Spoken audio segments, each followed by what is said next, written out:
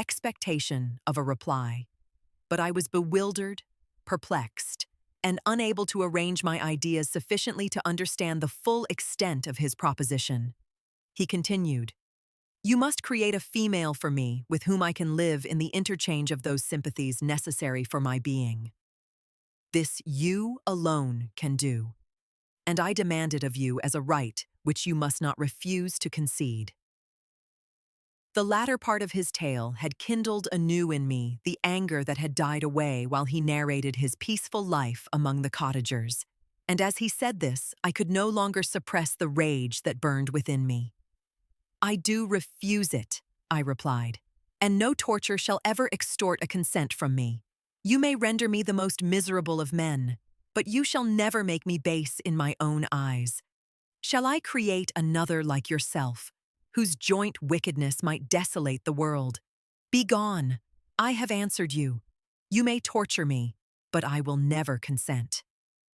"You are in the wrong," replied the fiend, "and instead of threatening, I am content to reason with you. I am malicious because I am miserable.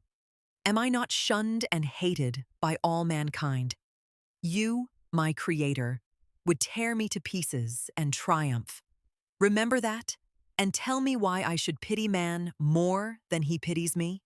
You would not call it murder if you could precipitate me into one of those ice rifts and destroy my frame, the work of your own hands. Shall I respect man when he condemns me?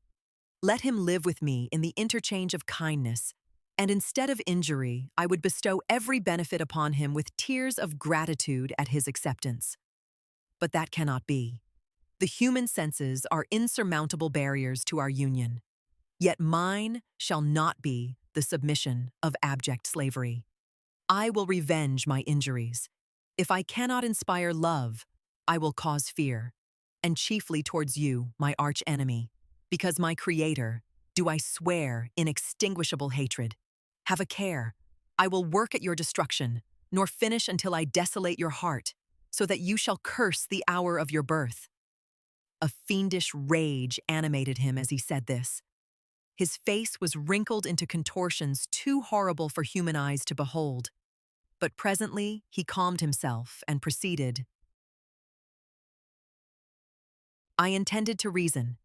This passion is detrimental to me, for you do not reflect that you are the cause of its excess. If any being felt emotions of benevolence towards me, I should return them 100 and 100-fold. For that one creature's sake I would make peace with the whole kind. But I now indulge in dreams of bliss that cannot be realized. What I ask of you is reasonable and moderate. I demand a creature of another sex, but as hideous as myself. The gratification is small, but it is all that I can receive, and it shall content me. It is true, we shall be monsters, cut off from all the world. But on that account, we shall be more attached to one another. Our lives will not be happy, but they will be harmless and free from the misery I now feel. Oh, my Creator, make me happy. Let me feel gratitude towards you for one benefit. Let me see that I excite the sympathy of some existing thing. Do not deny me my request." I was moved. I shuddered when I thought of the possible consequences of my consent, but I felt that there was some justice in his argument. His tale and the feelings he now expressed proved him to be a creature of fine sensations. And did I not, as his maker, owe him all the portion of happiness that it was in my power to bestow? He saw my change of feeling and continued, "If you consent, neither you nor any other human being shall ever see us again. I will go to the vast wilds of South America. My food is not that of man. I do not destroy the lamb and the kid to glut my appetite. Acorns and berries afford me sufficient nourishment. My companion will be of the same nature as myself and will be content with the same fare. We shall make our bed of dried leaves. The sun will shine on us as on man and will ripen our food. The picture I present to you is peaceful and human, and you must feel that you could deny it only in the wantonness of power and cruelty. Pitiless as you have been towards me, I now see compassion in your eyes. Let me seize the favorable moment and persuade you to promise what I so ardently desire. "You propose," replied I, "to fly from the habitations of man, to dwell in those wilds where the beasts of the field will be your only companions. How can you, who long for the love and sympathy of man, persevere in this exile? You will return and again seek their kindness, and you will meet with their detestation. Your evil passions will be renewed, and you will then have a companion to aid you in the task of destruction. This may not be. Cease to argue the point, for I cannot consent. How inconstant are your feelings? But a moment ago you were moved by my representations, and why do you again harden yourself to my complaints? I swear to you, by the earth which I inhabit, and by you that made me, that with the companion you bestow, I will quit the neighborhood of man, and dwell, as it may chance, in the most savage of places. My evil passions will have fled, for I shall meet with sympathy. My life will flow quietly away, and in my dying moments I shall not curse my Maker. His words had a strange effect upon me. I compassionated him and sometimes felt a wish to console him, but when I looked upon him, when I saw the filthy mass that moved and talked, my heart sickened, and my feelings were altered to those of horror and hatred. I tried to stifle these sensations. I thought that as I could not sympathize with him, I had no right to withhold from him the small portion of happiness which was yet in my power to bestow. "You swear," I said, "to be harmless, but have you not already shown a degree of malice that should reasonably make me distrust you? May not even this be a feint that will increase your triumph by affording a wider scope for your revenge? How is this? I must not be trifled with, and I demand an answer. If I have no ties and no affections, hatred and vice must be my portion.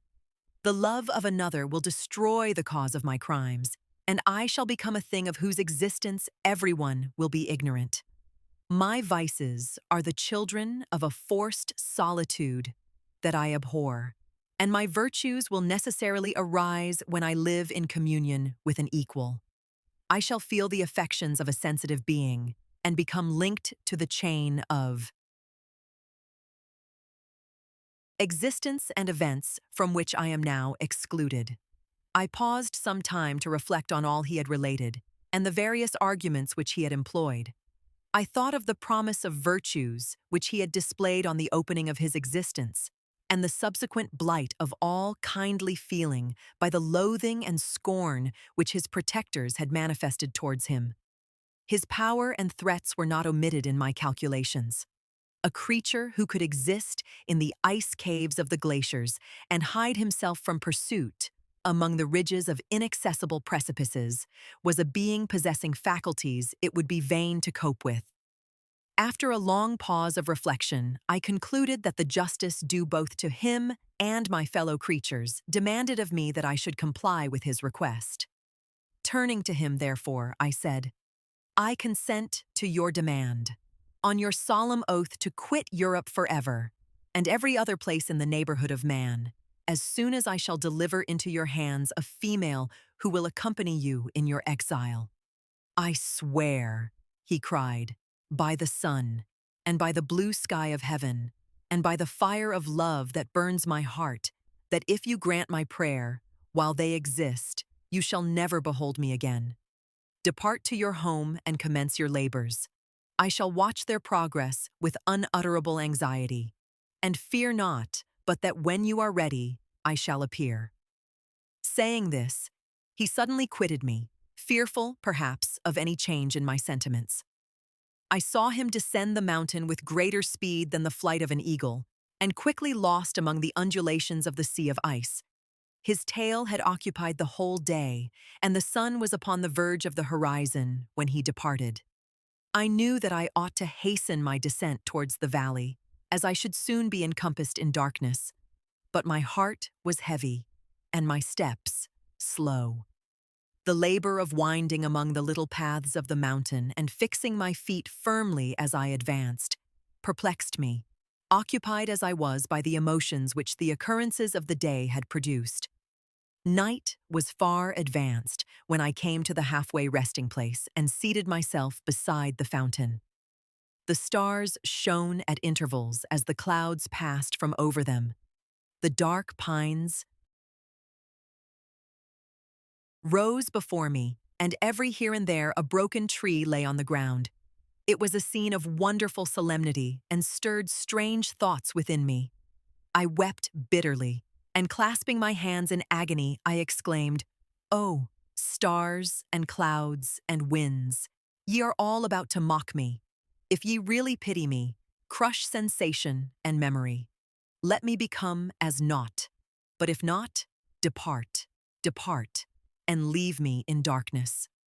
These were wild and miserable thoughts, but I cannot describe to you how the eternal twinkling of the stars weighed upon me, and how I listened to every blast of wind as if it were a dull, ugly siroc on its way to consume me. Morning dawned before I arrived at the village of Chamonix. I took no rest, but returned immediately to Geneva. Even in my own heart, I could give no expression to my sensations. They weighed on me with a mountain's weight, and their excess destroyed my agony beneath them.